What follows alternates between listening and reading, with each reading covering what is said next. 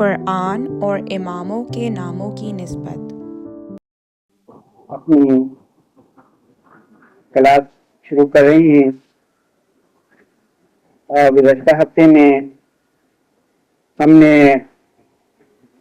اس diagram میں سے 1 سے لے کر 5 تک لیسن کیا تھا، اور 5واں جو اسم ہے وہ اہل ذکر ہے، جس کی البتہ تشریح ہوئی تھی۔ اب اس ڈائیگرام کے مطابق 6 نمبر پر قرآن کا نام علی ہے اور امام اول کا نام بھی علی ہے۔ تو امام اول کے نام کے علی ہونے میں ذرا بھی کسی کو شبہ نہیں ہے، لیکن ہو سکتا ہے کہ یہ سوال ہو کہ قرآن کا نام کس طرح علی ہے۔ اس سوال کے سلسلے میں گزارش یوں ہے کہ سورہ نمبر 43 اور آیہ نمبر 4 میں ارشاد ہوا ہے کہ وَإِنَّهُ فِي أُمِّ الْكِتَابِ لَدَيْنَا لَعَلِيٌّ حَكِيمٌ، اور وہ قرآن ام الکتاب میں ہمارے نزدیک بڑا عالی قدر ہے یا بلند و بالا ہے منزلت اور مرتبت کے لحاظ سے۔ اس کے 2 معنی ہو سکتے ہیں، ایک یہ کہ قرآن ام الکتاب میں ہے، اور جہاں پر قرآن ام الکتاب میں ہے تو وہ اپنی پوری جلالت و بزرگی کے ساتھ ہے، یعنی کہ وہ روحانی اور نورانی کیفیت میں ہے۔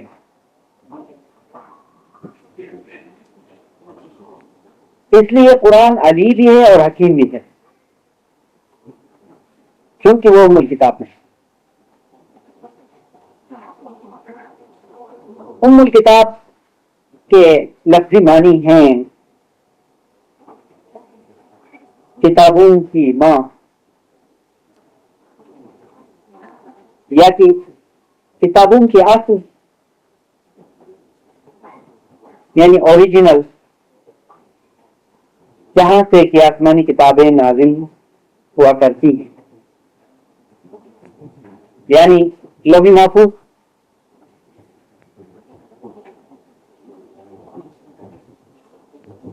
تو آپ کو یہ اصول معلوم ہوا کہ قرآن کے کئی مقامات ہیں، مثلا قرآن کا سب سے اعلیٰ مقام کلمہ کن ہے، اور دوسرا مقام قلم الہی ہے، تیسرا مقام لوح محفوظ ہے، چوتھا مقام اسرافیل ہے، 5واں مقام میکائیل ہے، 6واں مقام جبرائیل ہے، 7واں مقام آن حضرت سلام ہے، 8واں مقام اصحاب ہیں پیغمبر کے یعنی۔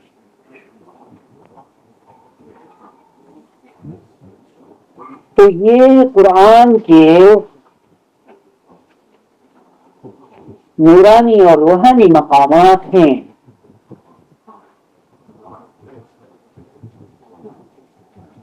جب فرمان الہی کا اشارہ قرآن کے کسی ایسے مقام کی طرف ہوتا ہے تو اکثر قرآن کی عظمت و بزرگی کی نشاندہی ہوتی رہتی ہے. یہ سمجھانے کے لیے کہ قرآن جب لوح محفوظ پر ہے تو ایسا نہیں ہے جو ظاہر قرآن ہے.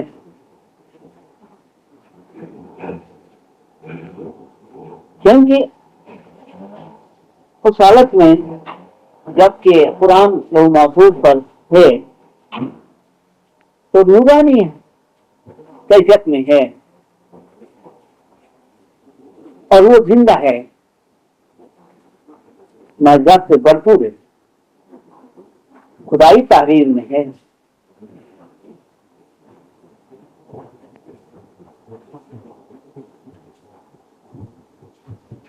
اس سے خداوند عالم یہ فرمانا چاہتا ہے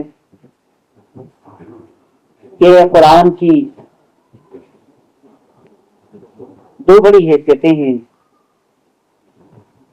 ایک باطنی حیثیت اور ایک ظاہری حیثیت.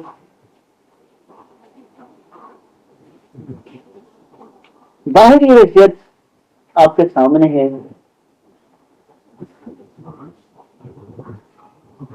جو قرآن ہے، جو انسانوں کی تحریر میں ہے اور وہ بولتا نہیں ہے.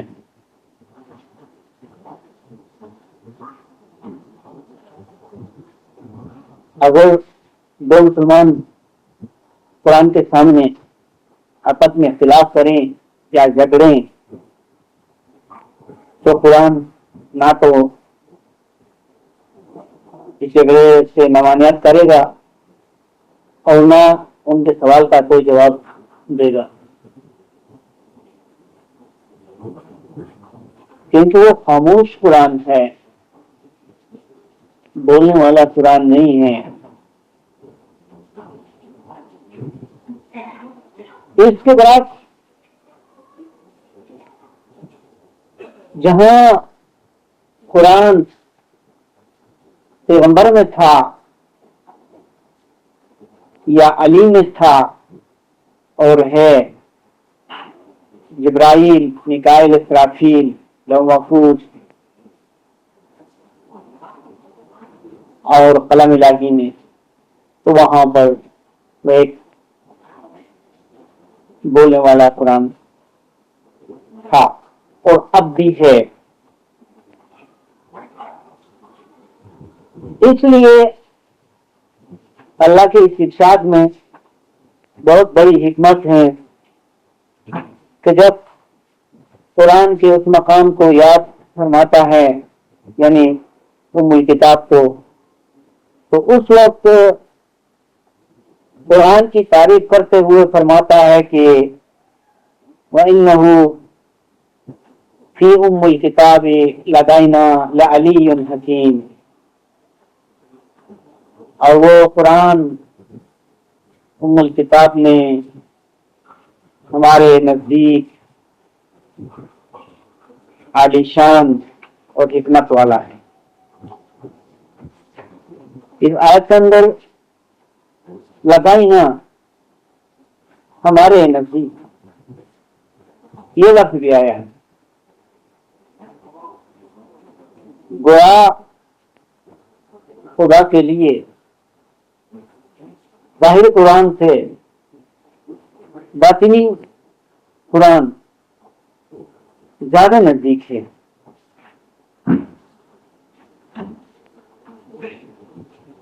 اور یہ نزدیکی بھی مکانی اور جغرافیائی حیثیت سے نہیں بلکہ شرافت اور فضیلت کے اعتبار سے.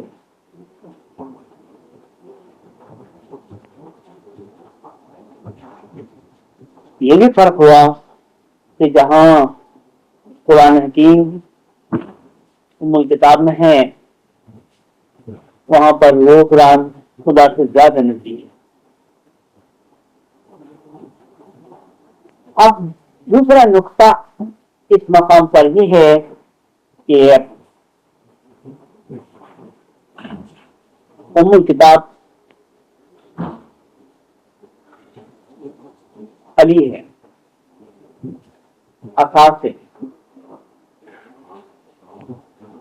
معتبر روایت ہے کہ ایک دن آن حضرت اپنے صحابہ کو نماز پڑھا رہے تھے،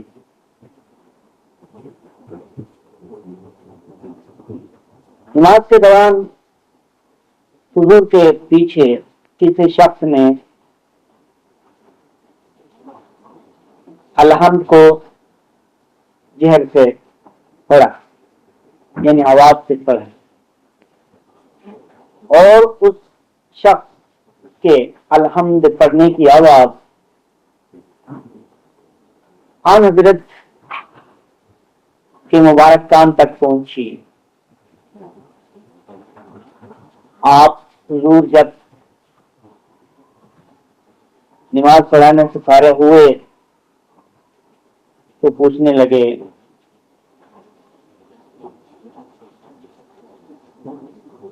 کہ وہ شخص کون تھا جس نے میرے پیچھے ام الکتاب پڑھی؟ تو کہنے لگے کہ ام الکتاب ظاہر میں الحمد ہے اور باطن میں ام الکتاب علی ہے، اور فرمانے لگے کہ دیکھو جب تمہارا امام تمہاری طرف سے قرات کرتا ہے تو تمہیں صرف سننا چاہیے اور پڑھنے کی ضرورت نہیں ہے۔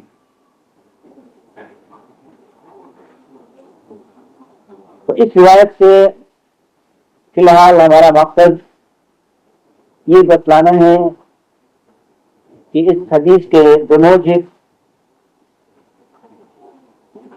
ہمارے نزدیک ام الکتاب علی ہے، اور قرآن کا یہ ارشاد کہ قرآن اللہ تعالیٰ کی آخری کتاب جہاں ام الکتاب میں ہے تو وہ علی ہے، کا مطلب جب یہ قرآن روحانی حیثیت میں اساس کے اندر ہیں جو ام الکتاب ہے تو قرآن کی شان دوبالا ہو جاتی ہے، اور قرآن یقیناً علی کہلاتا ہے اور حکیم کہلاتا ہے،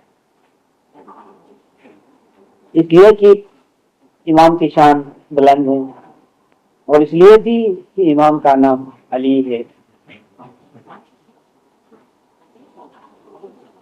تو یہاں پر میں نے سورہ کا حوالہ دیا ہے، آپ دیکھیں، اور ہمارے پاس جو کتابیں مہیا ہیں ان میں قرآن کے چند نام ہیں جو معتبر ہیں، جو اہل سنت کے نزدیک بھی مسلمہ ہیں، بلکہ انہوں نے خود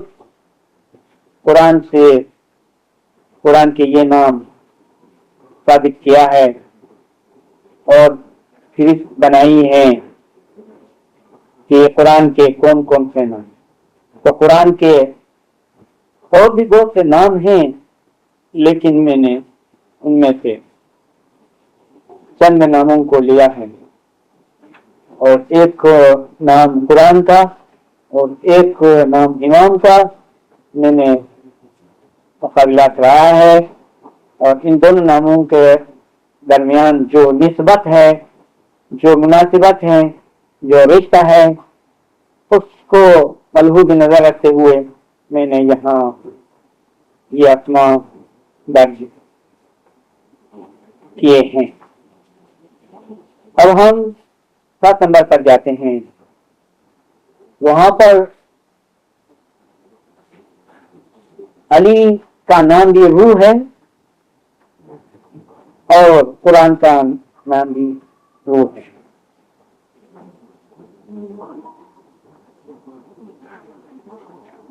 اب دونوں کے حوالے الگ الگ ہیں۔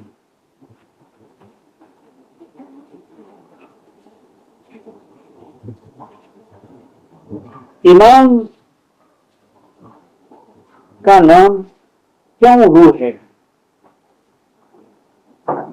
ظاہر ہے کہ امام روح ہے،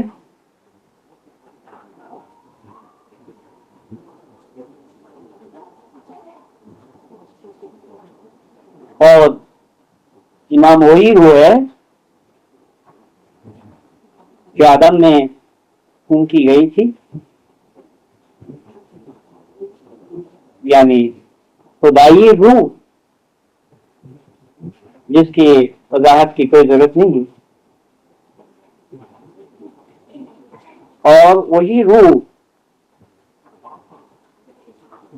نسلاً بعد نسل یہاں تک آئی ہے۔ تو مولانا مرتضی علی میں جو روح تھی وہ عام نہ تھی، خاص تھی، یعنی خدائی روح تھی۔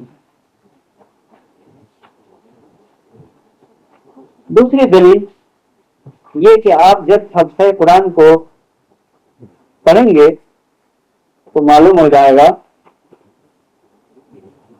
کہ نور کا دوسرا نام روح ہے،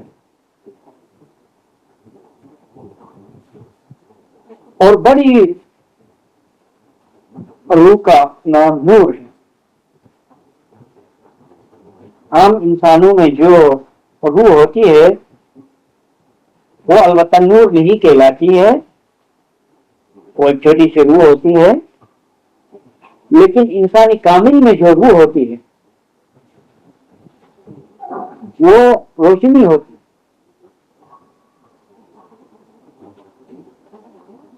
تو جب یہ بات مسلمہ ہے کہ امام میں نور ہے تو وہ لازماً روح ہے، بہت بڑی روح۔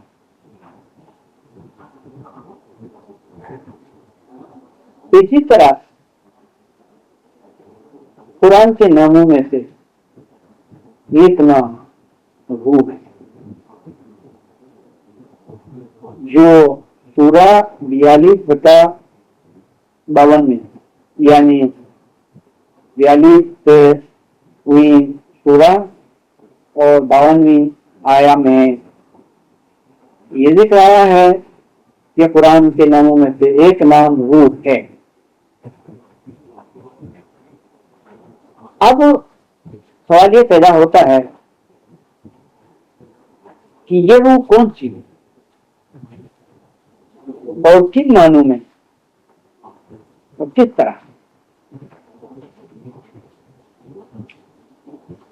آپ جانتے ہیں کہ روح ایک زندہ حقیقت ہوا کرتی ہے۔ روح جیسا کہ ابھی میں نے کہا ایک روشنی ہوتی ہے،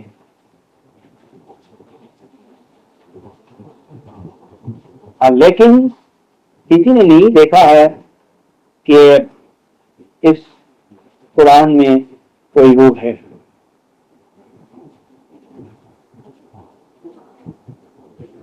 لیکن اللہ تعالیٰ فرماتا ہے کہ قرآن کی روح ہے۔ تو ہم دینی ہدایت کی روشنی میں اس بات کو اچھی طرح سمجھتے ہیں کہ قرآن کی جو روح ہے وہ امام میں ہے، لہذا قرآن اور امام کا یہ رشتہ بھی ہے کہ قرآن کی روح امام میں.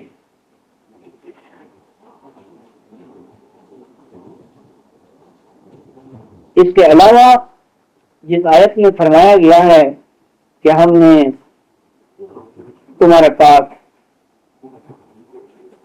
ایک نور اور ایک ظاہر کتاب بھیجی ہے، تو یہ قرآن کے نور کا ذکر ہے.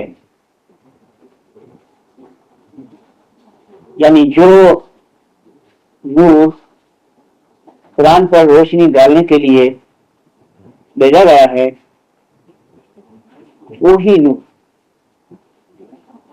اب اگر قرآن کے ساتھ ساتھ ایک ایسا نور بھی ہے کہ اس سے قرآن پر روشنی ڈالی جائے تو وہ نور بلا شک قرآن کی روح ہے. یعنی قرآن کی روح اور قرآن کا نور دونوں باتوں کا مطلب ایک ہی.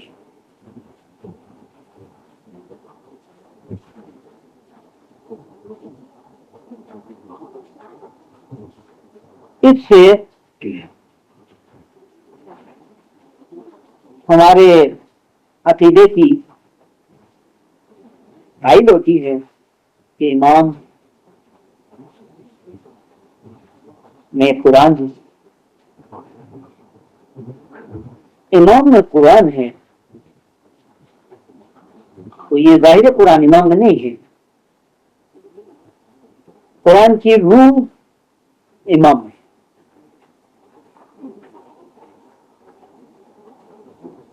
آپ اس بات کو قرآن کی روح کہیں یا کہ قرآن کا نور کہیں، دونوں باتیں ایک ہی معنی رکھتی ہیں.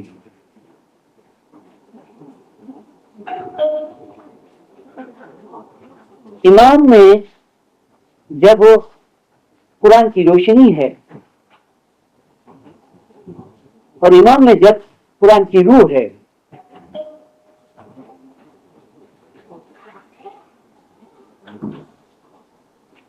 تو امام میں قرآن ہے.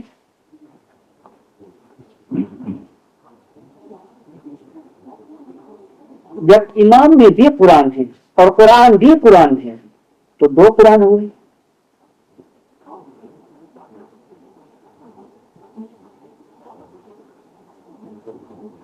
اور دونوں میں فرق یہ ہوا ایک خاموش قرآن اور ایک بولنے والا قرآن.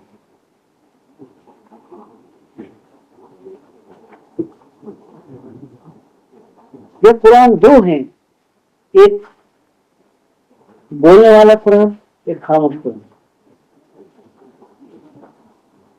تو بولنے والے قرآن کو ہم خاموش قرآن کا معلم بھی کہہ سکتے ہیں. تو ظاہر بات ہے کہ قرآن کا معلم بھی ہے. اسلام میں یہ تصور ہے کہ معلم قرآن ہے. رسول اللہ کے زمانے میں آن حضرت خود معلم قرآن تھے، آن حضرت خود بولنے والے قرآن تھے. لوگ رسول کو چھوڑ کے قرآن سے رجوع نہیں کرتے تھے جبکہ آن حضرت ان کے درمیان کہ ان کے خداوند عالم نے یہ فرما کر قرآن نازل کیا تھا کہ رسول تم کو قرآن سکھائے. حالانکہ یہ قرآن عرب کے مسلمانوں کی زبان میں تھا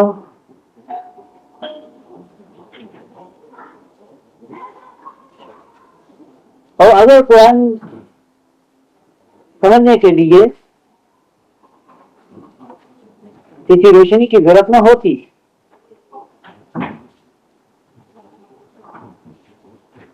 اور لوگ خود قرآن کو سمجھ سکتے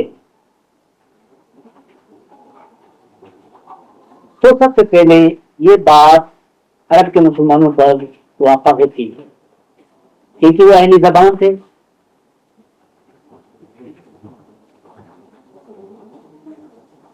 اور حالات و واقعات انہی کے تھے، مسائل انہی کے تھے،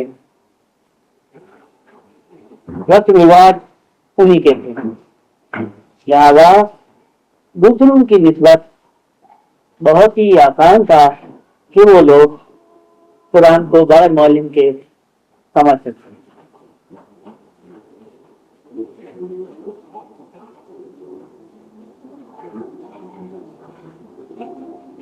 رسول کے اندر،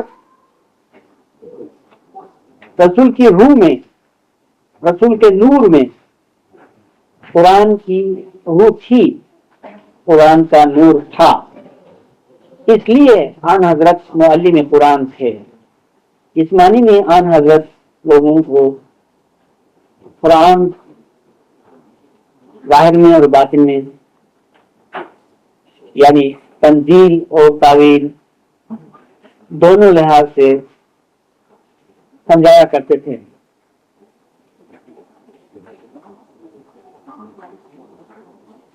لہذا آن حضرت روح قرآن بھی تھے اور نور قرآن بھی۔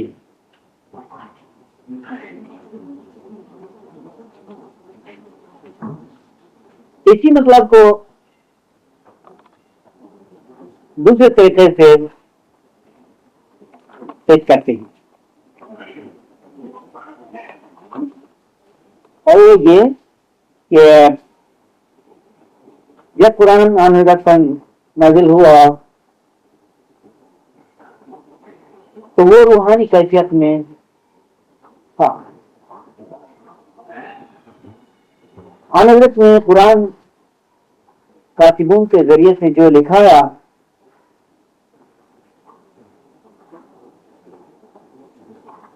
اس کے باوجود بھی آن حضرت کی ذات سے قرآن کی حقیقتیں، قرآن کی روشنی، قرآن کے اثرات، قرآن کی حکمت اور قرآن کی روح الگ نہیں ہو سکتی تھی۔ وہ ایک روحانی کیفیت تھی، وہ ایک روشنی تھی، وہ ایک زندہ بولنے والی آواز تھی، وہ ایک گونج تھی جو ہمیشہ کے لیے زندہ تھی۔ لہذا اس کیفیت کو حضور ظاہر نہیں کر سکتے تھے، روحانی واقعات کو ہو پیش نہیں کیا جا سکتا ہے، سوائے الفاظ کی ترجمانی کے۔ روح کو اور روحانیت کو کاغذ پر کس طرح منتقل کی جا سکتی ہے؟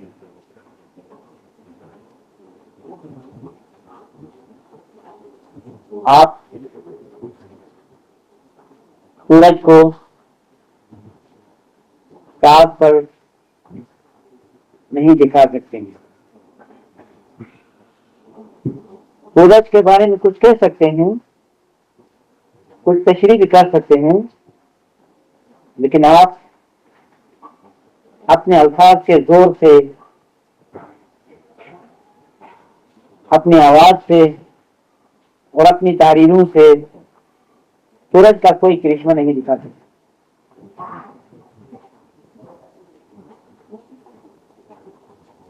جب الفاظ کے زور سے، الفاظ کے ذریعے سے سورج کو سورج کی طرح ظاہر نہیں کیا جا سکتا ہے تو روحانیت کے معجزات کو اور قرآن کی روح کو کاغذ پر کس طرح منتقل کی جا سکتی تھی؟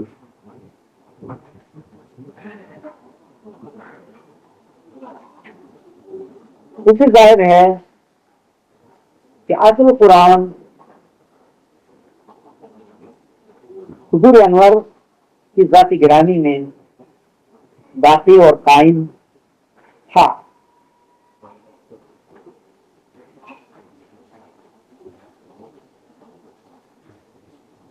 اب صرف اس کی ایک ترجمانی تحریر میں آئی تھی.